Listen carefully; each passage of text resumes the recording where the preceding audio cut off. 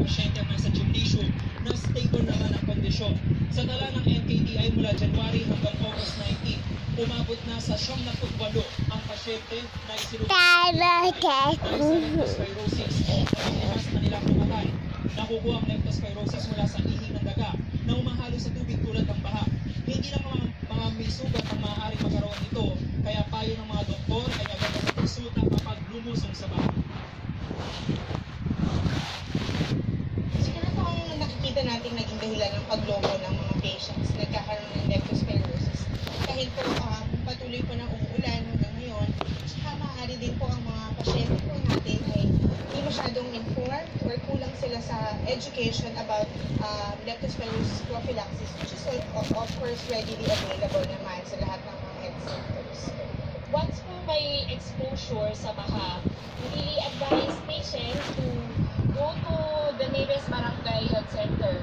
Meron po kaming pinamimigay na gamot yung doxycycline as prophylaxis.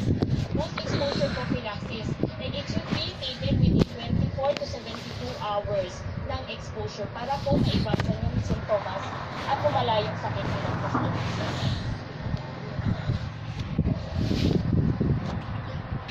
Nananawagan naman, Connie, ang NKTI dun sa mga nais mag-donate ng dugo na maaari lamang silang magpunta dito sa NKTI Blood Bank mula araw ng Lunes hanggang Linggo. Yan ay alas 8 ng umaga hanggang alas 5 ng hapon. Kami na pinakalitas, balik sa iyo, Connie. Maraming salamat, James Agustin.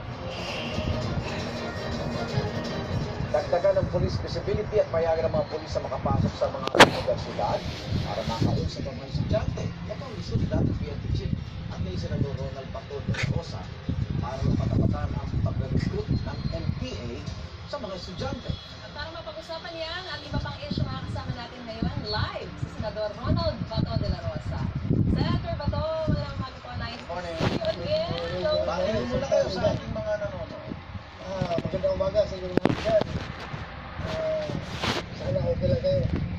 Okay lang, okay lang. Kayo, okay po. Basta huwag na naman. So ito, ano ang nag-build po sa inyo para pangunahan po ang pagdil ng Senado? Kasi may mga insidente yung nare-report na nawawala yung mga estudyante.